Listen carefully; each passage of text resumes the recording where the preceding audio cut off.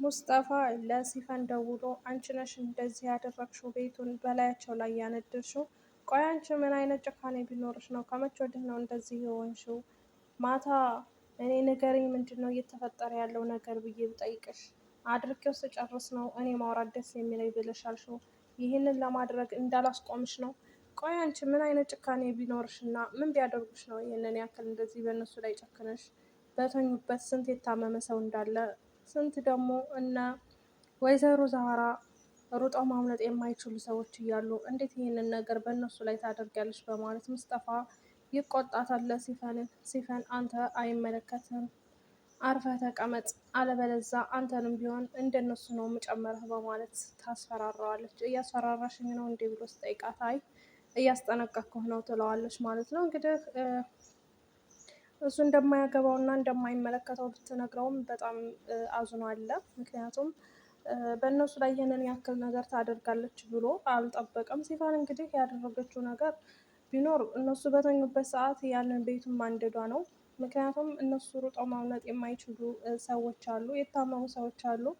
ግን እነሱ በሌሉ ሰዓት ወይ ቀን ሰዓት ወይም አለበለዚያ እነሱ በሌሉ ሰዓት ብታደርገው የተመረጠ ነው። ሆኖም ግን እሷ ለመበቀል እስከሆነ ድረስ እነሱ ኖሩም አልኖሩም የሚመለከታት ነገር እንደሌለ ነው ለሙስጠፋ የነገረችው። ስለዚህ ወይዘሮ ዛህራ በጣም የምታሳዝናት ሩጣ ማምለጥ የማትችል ሴትዮ ናት በማለት ሙስጠፋ እንግዲህ ሲነግራት እንደዛ ብሎ ሂደህ አንተ ልታድናቸው ትችላለህ በማለት ትነግረዋለች። እንዴት አድርጌ ነው የማድናቸው?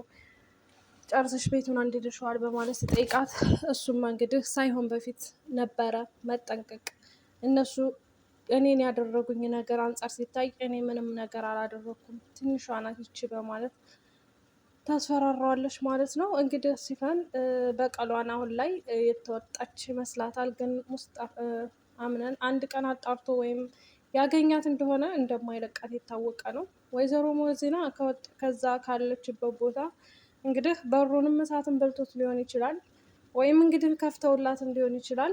እንግዲህ ታመልጣለች ብዬ አስባለሁኝ። እዛ ውስጥ ትተዋት የሚወጣ አይመስለኝም።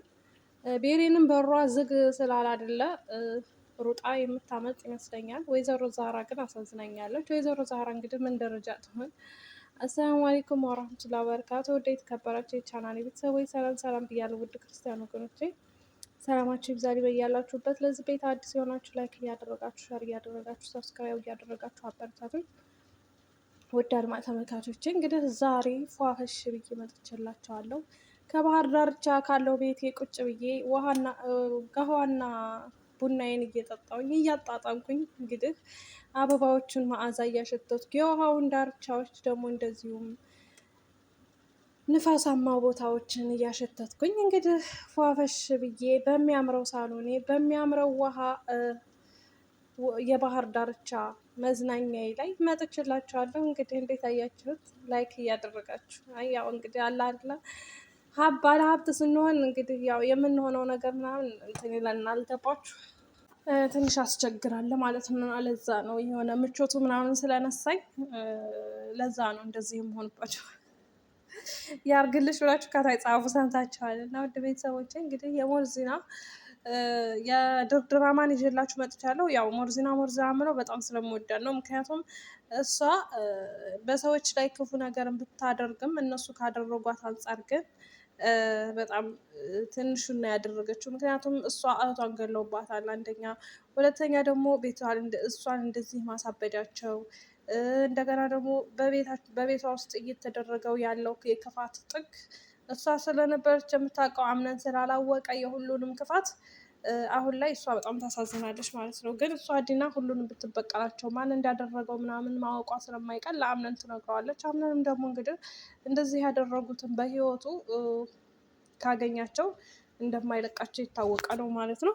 ወይዘሮ ሜርሲም እንግዲህ እዛ እሳት ውስጥ ገብታ እንግዲህ የሜርሲን ሁኔታ ነው ማየት የምፈልገው እኔ ማለት ነው። ምክንያቱም በዛ በምላሷ እና በዛ በጮኸቷ ሩጣት አመልጥ ይሆን ወይንስ እሷም እንደነሱ ችግሩን እና ጉዳቱን ትቀምሰው ይሆን?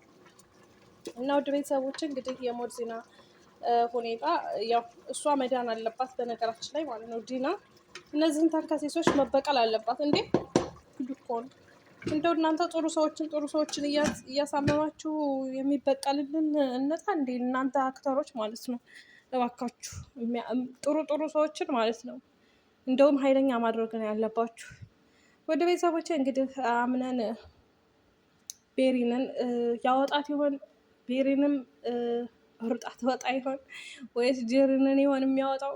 ወይኔ ጉዲ ግራ ተጋብቻለሁ እኔ ለራሱ ማለት ነው። እና ውድ ቤተሰቦቼ እንግዲህ ወይኔ ጉዴ እራት እየበሉ በደስታ በነበረበት ሰዓት እንደዛ ፈሽፏ ብለው በደስታ የተሞላ ፊታቸውን እንግዲህ ሲፈን እንደዚህ ጭልምልም አድርገዋለች። አምነን ግን ቀኑን ሙሉ እንደዚሁም ማታ ደግሞ እስከሚተኛ ድረስ ዛሬ ኧረ ምን ሆኜ ነው ጭቅጭቅ እያለኝ ነው፣ በዛ ላይ ደግሞ ውስጤ ሰላም አይደለም፣ በቃ ምን ሆኜ ነው በማለት እንግዲህ ራሱን እየጠየቀ ነበረ። አንዳንድ ጊዜ የሆነ ችግር ሲመጣባቸው በህይወት አለማችሁም ሆነ አንዳንድ ጊዜ የሆነ ችግር ሊመጣ ሲል ጭንቀት ይለቅባቸዋል። አሁን እኔም አንዳንድ ጊዜ እንደዚህ ነኝ። የሆነ የሚያሳስብ ነገር ወይም የሆነ ነገር በቃ ወይ ኢትዮጵያ ወይ አሟቸው ምናምን እንደዚህ ከሆነ በቃ የሆነ ያስታውቀኛል፣ የሆነ ይጨንቀኛል፣ በቃ ምግብ አይበላኝም፣ በቃ ሀሳቤ በቃ ምናምን ብዙ ቦታ ይሄዳል እና የሆነ ችግር ሲመጣ ያሳያቸዋል ማለት ነው። እና አምነንም እንደዛ ነው የሆነው። አምነን እንግዲህ አልተኛም፣ አይታችኋለ፣ ከወዲያ ከወዲህ እየተገላበጠ በቃ በሀሳቡ ጥር ብሎ ሄዶ ነበረ። እንደ አጋጣሚ ሆኖ እሳቱ ሲነድ ጀሪ ነቃች። አምነን ብላ ስቀሰቅሰው ያው እሱም የተኛው በስተመጨረሻ ነው፣ ምክንያቱም ወዲያው አልተኛም ማለት ነው። እና አምነን ብላ ስትቀሰቅሰው እሱ ነቃ። ሲነቃ ግን ቤቱ ታውዷል፣ በጭስ በእሳት ታውዷል። መሳል ሆነ ስራው። ያው ከዛ በኋላ ያለው እንግዲህ በጉጉት እንጠብቃለን። እና ውድ ቤተሰቦች የዛሬ ቪዲዮ ይህንን ይመስል ነበር። ያው ወሬ ቅልቅል ምናምን ስለሆነ ምሳም እየሰራሁ ስለነበረ በወጉ አላቀረብኩላችሁም ብዬ አስባለሁ። ግን ቢሆንም እንግዲህ ይህንን ደስ የሚል የባህር ዳርቻ እንደዚሁም ደግሞ የሚያምር ደስ የሚሉትን አበባዎቹ እያሸተታችሁና በአይናችሁ እየቃኛችሁ ይህንን ቪዲዮ ላይክ እያደረጋችሁ አበረታቱኝ። እንደዚህ አይነት ህይወት ይስጠን እያላችሁ